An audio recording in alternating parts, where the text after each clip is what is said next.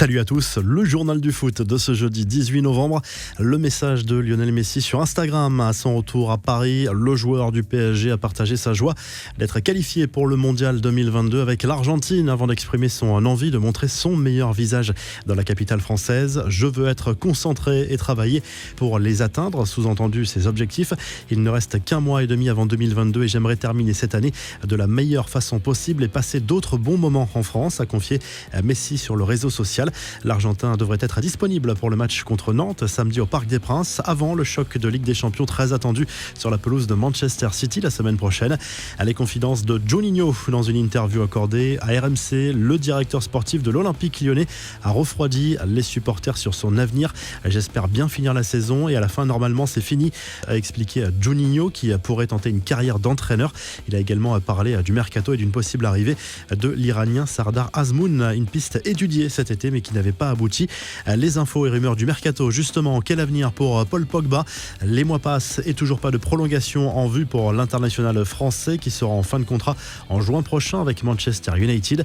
Interrogé sur le sujet, Mino Raiola a pris un malin plaisir à laisser toutes les portes ouvertes, notamment celle d'un éventuel retour à la Juve. Je n'interdis à personne de rêver. Moi aussi, je fais souvent des rêves, vous savez. Après, il faut savoir si ceux-ci deviennent réalité. Il est encore trop tôt. Nous allons voir ce qu'il va se passer, a confié l'agent du joueur. Théo Hernandez a bientôt prolongé et augmenté à l'AC Milan. Selon les informations de la Gazette dello Sport, l'international français serait proche d'un accord pour une prolongation de contrat assortie d'une revalorisation salariale à la clé. Le latéral tricolore pourrait toucher 4 millions d'euros par saison contre 1,5 million actuellement. Le Barça prêt à lâcher Frenkie de Jong dès le mois de janvier. La rumeur d'un départ à l'été prochain courait depuis quelques jours, mais cette fois ça se précise. Le club catalan a besoin de liquidités et souhaiterait récupérer 90 millions d'euros. Manchester City est sur le coup.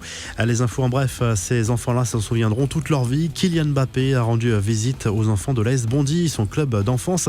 De quoi intimider les enfants, visiblement très impressionnés par cette visite surprise. L'attaquant du PSG en a profité pour faire la promotion de sa BD inspirée de sa vie, intitulée « Je m'appelle Kylian. Si je peux être un espoir pour eux, je serai un espoir. Si je peux seulement être une lumière dans leur journée, je ne serai qu'une lumière dans leur journée. C'est eux qui vont décider qui je suis pour eux aujourd'hui, a confié Mbappé.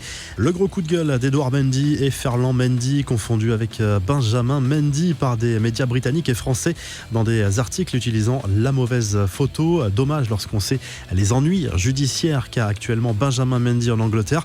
Triste de voir qu'en 2021 en France comme en Angleterre, pour certains les Noirs n'ont ni prénom ni visage distinct, a déploré le gardien de Chelsea dans une story sur Instagram. Ce message a été relayé par le joueur du Real Madrid, lui aussi victime de la même erreur. L'OM échappe au pire. La commission de discipline de la Ligue de football professionnel a sanctionné le club marseillais d'un match à huis clos total pour les incidents survenus lors du match contre le Paris Saint-Germain. Le huis clos va s'appliquer pour la réception de 3. L'OM échappe surtout à un retrait de points. En Amérique du Sud, l'arbitre de la rencontre entre l'Argentine et le Brésil ainsi que l'arbitre chargé de la vidéo ont été suspendus pour une durée indéterminée. On leur reproche d'avoir commis de graves erreurs pendant la rencontre et notamment un coup de coude de Nicolas Otamendi sur Rafinha complètement ignoré. Enfin, cette défaite des Lyonnaises en Ligue des Champions féminines, un revers 1-0 mercredi soir sur le terrain du Bayern Munich, mais les filles de l'OL restent en tête de leur groupe. Ce jeudi soir, les joueuses du PSG affrontent celles du Real Madrid en Espagne. La revue de presse, le journal de l'équipe consacre sa une à Claude Puel. L'entraîneur de Saint-Etienne a accordé un entretien au quotidien sportif et affirme être concentré à 100% sur sa mission avec les Verts en grande difficulté cette saison. Entre l'opération maintien et la possible vente, Puel a bien conscience que le club se trouve à un moment charnière de son histoire. En Espagne, le journal Sport revient sur le show Dani Alves que l'on a vu avec un sourire radieux lors de sa présentation officielle. Le Brésilien a commenté son retour au Barça, un moment qu'il attendait depuis 5 ans de son propre aveu.